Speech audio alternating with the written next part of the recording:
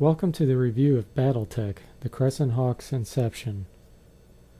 And check out this cool retro music.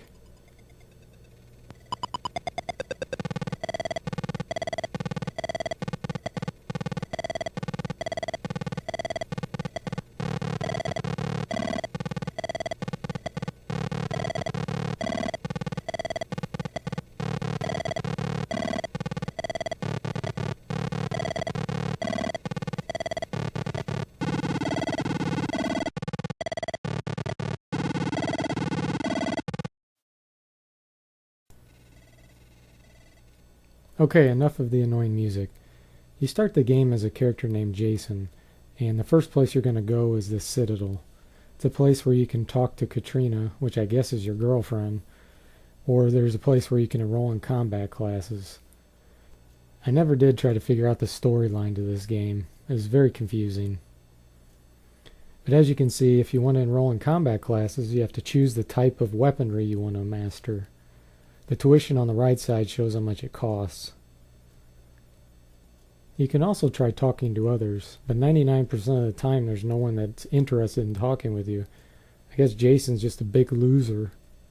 There's also a gambling aspect to the game. You can buy and sell stock.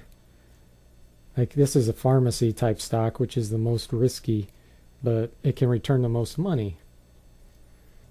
In fact, like most DOS games, you can just cheat by saving the game and just reloading if you didn't get what you wanted. There is one really cool feature in the game, and that's this little graphic here. It'll show the overhead map, and it's dynamic based on where you've been. You can also inspect your characters, and it shows their skills, the health they're in, what types of items they have, etc. There's several different types of buildings in the game. Here's a weapon shop. You can buy bows, blades, slug throwers, and anti-mech weaponry. Of course, the bows and blades are a lot cheaper, but they don't do as much damage, plus you have to get closer. For example, you can buy a sword, which is strange since this game's supposed to be in the future. Anyway, I wouldn't waste money on those types of weapons, but save up for anti-mech weaponry, because it can also be used against humans. There's also an armor shop, which is extremely important in this game. Your characters are pretty weak and they can get killed very easily. The lounge is somewhere you can go and try to talk to people. And of course nobody's there to talk to Jason the loser. There's also a mechanic shop where you can try to become an apprentice, repair your mechs, etc. But they always make fun of Jason the loser there, so let's move on to the hospital. This is where you can get healed or learn medical skills yourself. And now we'll jump back to the combat training. The cost goes up for the training as you get more proficient with weaponry. And one of the most important aspects of this game is the training center. This is where you learn how to become better with your mechs. And mechs are basically giant machinery. You can choose between a locust, wasp, and a chameleon. Chameleon is almost always what you want. The game has very awkward controls for trying to control the mech. Basically, you have to make it walk in a given direction by using the arrow keys and point to where you want to go. And then these little arrows point outward. It took me a while to figure out how to actually move. The walk doesn't actually make you move. You have to then go down to the begin fight, and then it makes you walk. Yeah, that's very intuitive. Well, at least attacking an enemy must be better, right? Wrong. Here's you have to choose the weapons you want to use. Medium laser, target here. SR missile 2, target here. Done.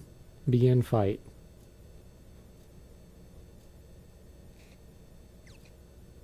Are we having fun yet?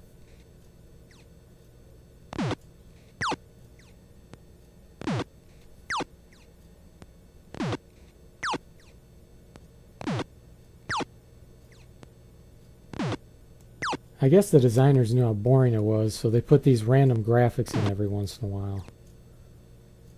Doesn't help much though.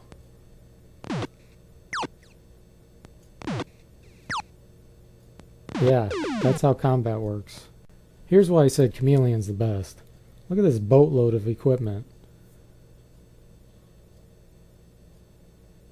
Just target them all in. and kick some ass. Eventually the town will be under attack, and the only way to make that happen is by doing the training lessons. Here you have to try to fight these mechs. If you get killed, you're still okay. You eject from your mech and you can run around on foot.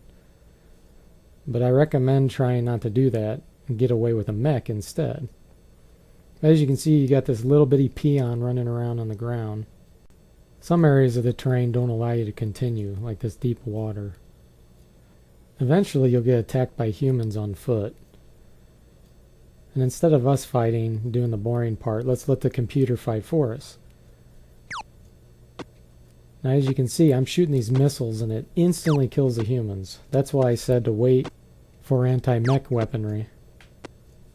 After you defeat them, you make some money and you can take their equipment, but of course I don't want to exchange my missile for those weapons.